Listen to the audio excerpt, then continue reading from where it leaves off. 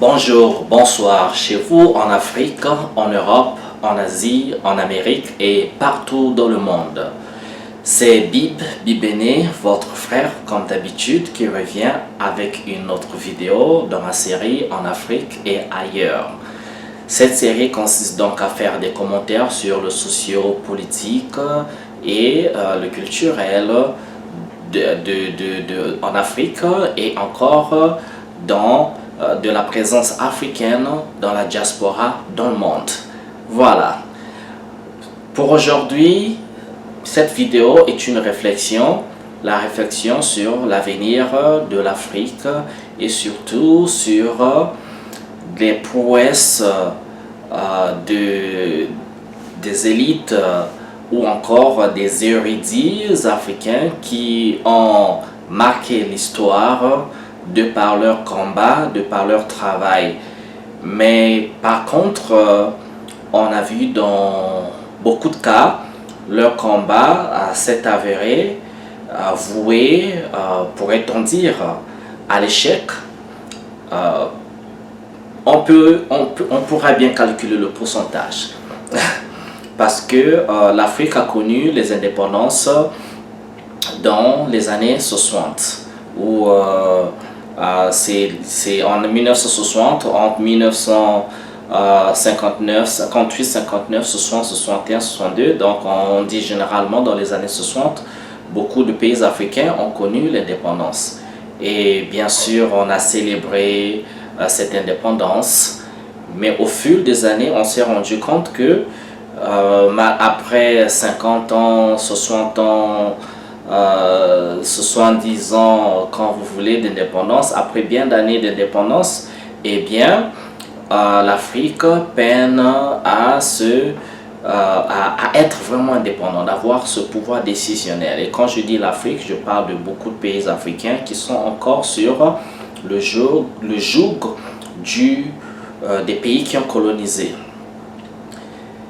Et bien, pour mon cas, moi qui viens du Congo-Brazzaville, donc de l'Afrique centrale ou encore de l'Afrique dite francophone, et quand on dit francophone, qui dit l'Afrique qui parle français et qui dit parle français, et donc l'Afrique qui a été colonisée par la France. Cette Afrique peine à s'industrialiser, peine à connaître un développement selon son modèle, parce que il y a toujours cette mainmise de l'ancien pouvoir colonisateur qui est donc la France, dont notamment la gérance du sous-sol de ces pays. Et quand je dis sous-sol, je parle des richesses minières, les richesses du sous-sol de l'Afrique. Et ces richesses, vous les connaissez, c'est un secret de Polichinelle. L'Afrique est bien le continent le plus riche du monde. Dieu a béni ce continent avec tous les minéraux possibles. Il y a de l'or, le diamant, le fer, l'uranium. L'uranium qui a d'ailleurs constitué, qui a aidé à construire la bombe atomique qui avait été jetée à Nagasaki et Hiroshima pendant la Deuxième Guerre mondiale. Et cet uranium venait donc du Congo-Kinshasa ou encore la République démocratique du Congo. Et donc, au vu donc des combats de nos élites, les noms vous les connaissez, hein, on citera Thomas Sankara, Emery Patrice Lumumba, Omniobe, Steve Mbiko, Samora Moses Machel, Kwame Nkrumah, Sékou Touré, Winnie Mandela, Nelson Mandela. Il y en a plein, une pléthore de gens qui ont mené un combat, mais ça c'est un peu ceux qui ont mené le combat dans les années 50, les années 60.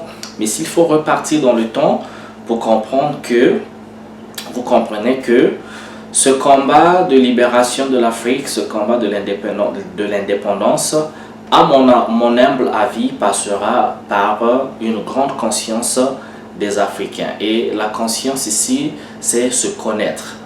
Les Africains doivent se connaître eux-mêmes, connaître leur histoire. Je sais qu'on a du mal avec cela parce que quand on a été colonisé, eh bien, vous finissez avec des programmes scolaires et des programmes universitaires qui sont donc formatés sur le modèle de celui qui colonise. Ce qui fait que bon nombre d'Africains ne connaissent pas en fait leur vraie histoire parce que cette histoire n'est pas enseignée. Il faudrait parfois repartir très loin dans le temps, des siècles avant même l'arrivée en fait du premier bateau européen sur les côtes des pays africains pour comprendre un peu l'administration, la structure administrative, la structure de nos royaumes, la structure des empires, la structure des cités et villages qui existaient en Afrique, comment les gens s'organisaient. Eh bien, vous serez d'accord avec moi que l'Afrique détient l'une des plus anciennes civilisations. Et je ne parlerai pas seulement de la civilisation égyptienne. Il y a l'Éthiopie à côté, la civilisation nubienne, le Kouch, comme on dit aujourd'hui, le Soudan, le Royaume Congo, l'Empire Mandingue, Ashanti. Et un peu partout en Afrique, il y a eu donc des grandes civilisations, des peuples qui savaient battre le fer, des peuples qui savaient fabriquer des instruments, les peuples qui avaient une philosophie, une science. Mais tout ça a été corrompu par l'arrivée des Européens, donc les Portugais, les Espagnols, les Anglais, les Français et beaucoup plus tard les Américains. À cette ère contemporaine, c'est les Américains qui jouent un jeu, mais un jeu qui est différent de celui des Européens.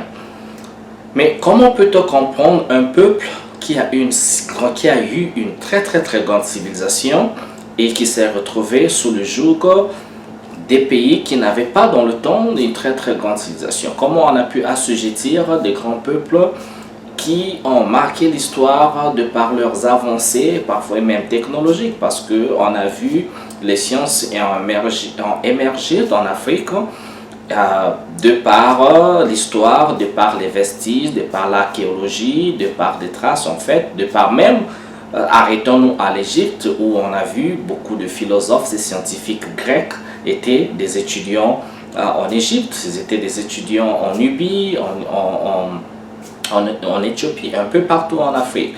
Et donc il y a eu ce transfert de civilisation vers l'Afrique, l'Égypte, le royaume, l'empire Kouch et vers la Grèce, et de la Grèce l'empire romain, ainsi de suite. Et donc revenons sur comment peut-on comprendre cette Afrique, comment peut-on comprendre cette Afrique qui peine à s'industrialiser, cette Afrique qui peine à avoir le contrôle de ses ressources et à nourrir ses enfants. Et c'est des questions quand on voit des pays comme l'Arabie Saoudite, le Qatar ou encore les Émirats Arabes Unis qui se sont développés en 30 ans, 40 ans, et alors que ces pays n'ont pour richesse que le pétrole.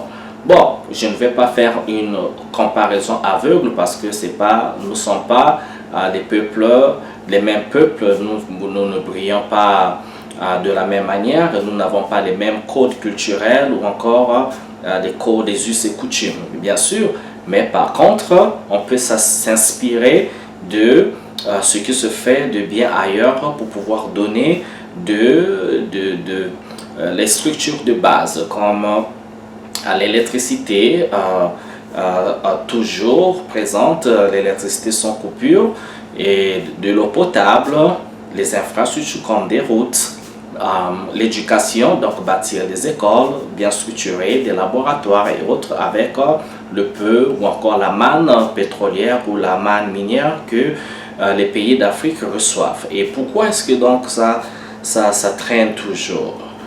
Je me rends compte que quand on remonte l'histoire, ça revient parfois sur la responsabilité des Africains. C'est parfois facile de blâmer les Européens, les Américains, blâmer l'ailleurs, parce que en fait nous sommes des humains, nous sommes des animaux, et les animaux vivent en mode de survie.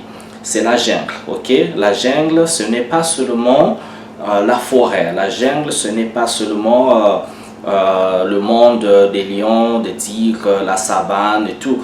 Eh bien, la jungle, c'est aussi notre monde, nos villes, comme on dit en anglais, concrete jungle, ok? Nos villes faites de béton, ok? C'est la jungle en béton. Et dans cette jungle-là, chacun est pour sa survie. Et donc, les Européens ne répondent peut-être qu'à leur l'instinct de survie, l'instinct de s'accaparer de ce qui peut constituer, s'ils n'avaient pas accès à cela, leur extinction ou leur famine. Et donc, c'est un peu ça, chacun manipule à sa façon. Et si les Européens viennent avec des miroirs, on vous fait miroiter un avenir qui n'existe pas, vous acceptez, eh bien, rappelez-vous de cette récitation, le corbeau et le renard, n'est-ce pas? Êtes-vous le corbeau ou êtes-vous le renard? Il faut choisir son camp à un moment donné. Donc, dans ces manipulations, bien, les Européens aussi jouent à leur jeu de corruption et de manipulation. Et dans ce processus de colonisation, eh bien, les Africains aussi ont participé à ça.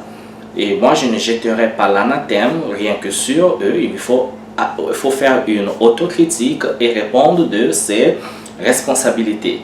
Les Africains, même pendant la traite négrière, les Africains aussi ont participé à la traite négrière, bien sûr, en capturant leurs frères et sœurs, en les livrant aux Européens qui devaient donc les emmener dans les Amériques pour les transformer en esclaves.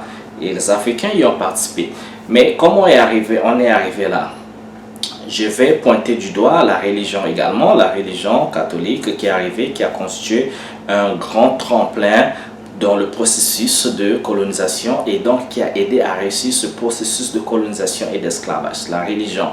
Mais comment arrive-t-on à imposer une religion aux Africains, à un peuple qui connaissait déjà Dieu, à un peuple qui avait ses messies, qui avait ses prophètes? Et quand on arrive, ou bien quand les Européens, je pense, sont arrivés à convaincre nos premiers rois, les premiers rois africains, dans le cadre par exemple du royaume Congo, le premier Mani, le Mani Congo, comme on appelait les rois chez nous, le premier Mani Congo, le premier Nimi Lukeni qui a accepté la religion, en régnant donc la religion ou encore les pratiques religieuses et spirituelles de ses ancêtres, en acceptant la religion chrétienne, en changeant même son nom, de partant de Mani à Alfonso. Dans le temps, c'était les Portugais qui ont donc occupé le royaume Congo, qui aujourd'hui devient, surtout sur le territoire qui aujourd'hui devient donc l'Angola, et Mbanza Congo, qui était la capitale du royaume Congo, devenu aujourd'hui Luanda.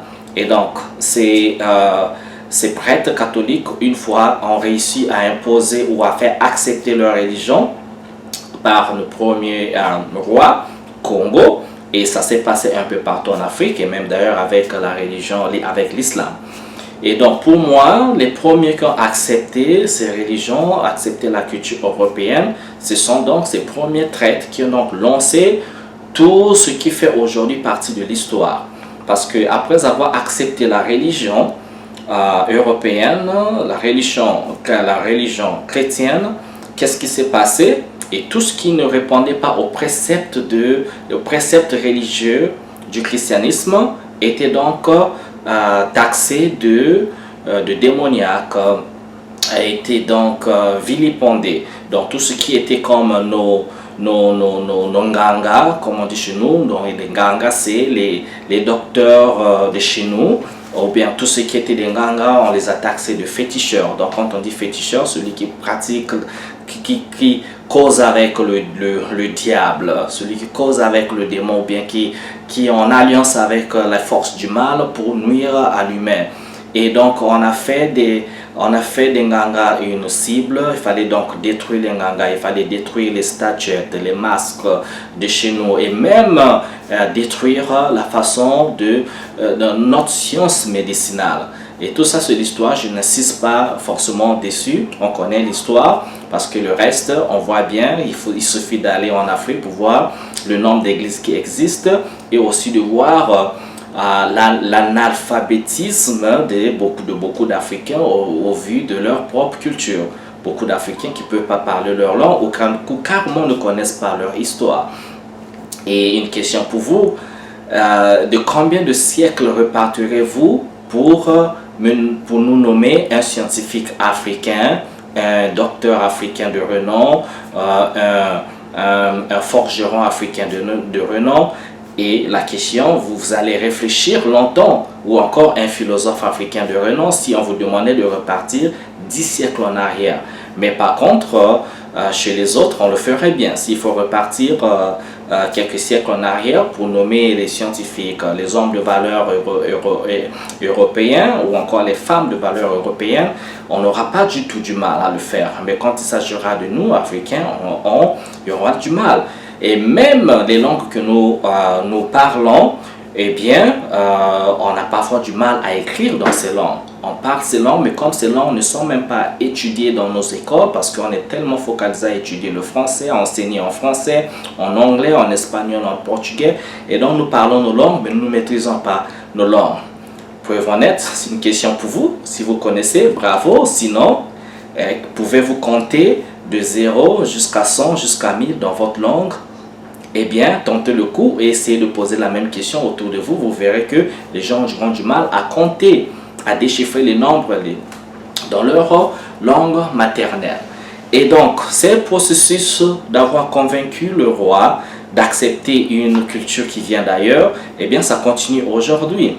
C'est toujours cet esprit de traîtrise qui fait que, eh bien, le combat les luttes africaines pour le développement, pour l'industrialisation, pour l'indépendance, la vraie indépendance, se trouve toujours entravée par les Africains eux-mêmes, parce que cette formule utilisée il y a des siècles avant est la même formule utilisée aujourd'hui. Il est pour l'élite européenne. Et quand je dis européen, je ne parle pas des Européens moyens, je ne parle pas de la population européenne, je ne parle pas de la population française, parce que cette population est aussi manipulée et aussi subit donc le joug des plus hauts là-bas. L'élite haute, l'élite, ceux qui maîtrisent, ceux qui font en ce que ces pays soient toujours dominants, qui dominent toujours la culture africaine, dominent toujours les Noirs. Ok? Et donc, si vous remarquez bien, vous verrez que dans le processus de poser entrave, de mettre des anicroches au développement et au progrès de les luttes africaines, on verra qu'il y a toujours des Africains en fait qui posent ces entraves. Toujours des Africains qui mettent des bâtons dans les roues de ce véhicule de développement. Et c'est là parfois qu'il faudrait se focaliser.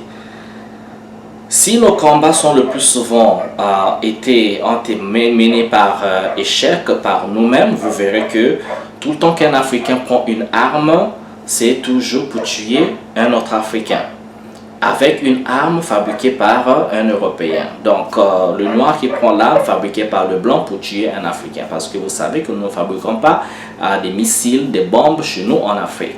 Et donc, pendant toute cette histoire, notre histoire, nos érudits, nos personnages politiques ont été toujours assassinés de la main des Africains. Et bien sûr, c'est comme un système de marionnettes.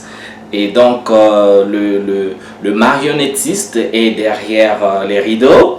Vous ne voyez pas son doigt, vous voyez que des fils. Et donc, la marionnette, c'est l'image de l'Africain qui tue, qui bat son frère, qui brûle sa maison, qui brûle ses propres terres, qui brûle ses propres plantations, et donc il s'auto-détruit, et donc le marionnettiste est derrière le rideau, manipule, et nous, ou ceux encore de ces Africains-là qui sont facilement corruptibles, qui n'ont pas encore cet état d'esprit très fort pour résister à la tentation, pour résister à l'heure du marionnettiste, et voilà comme ça nous nous retrouvons avec des combats qui échouent.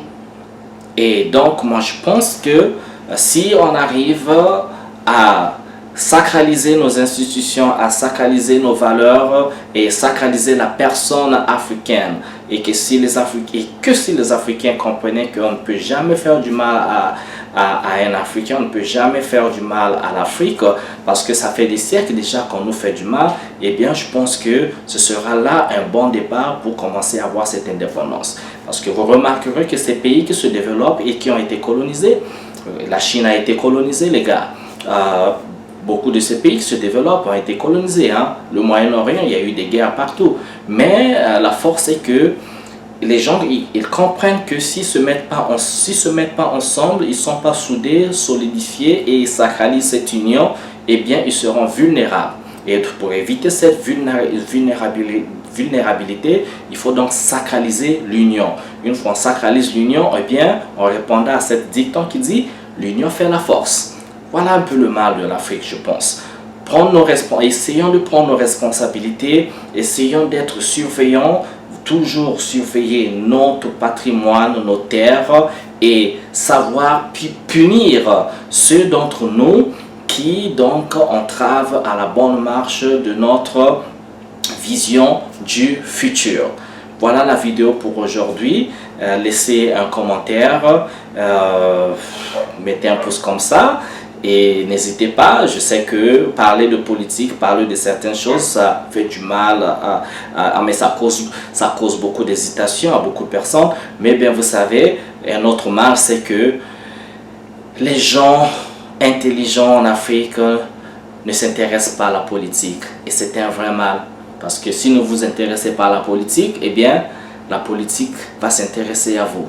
Vous ne faites pas la politique vous fera. Et c'est quoi la politique? Je sais qu'en Afrique, on définit mal le mot politique parce que est-ce que c'est un mot créé par nous? Ça, c'est un autre sujet pour une autre vidéo. Mais les gens intelligents devaient s'intéresser aux affaires de leur pays parce que c'est très nécessaire de composer avec nos érudits, nos intellectuels, nos philosophes, nos scientifiques pour bâtir l'Afrique selon l'image africaine. On s'inspirera bien sûr de ce qui se fait ailleurs de bien. Merci de m'avoir suivi. Je vous retrouve à une autre vidéo. Je vous souhaite bien le bonheur chez vous et ciao ciao.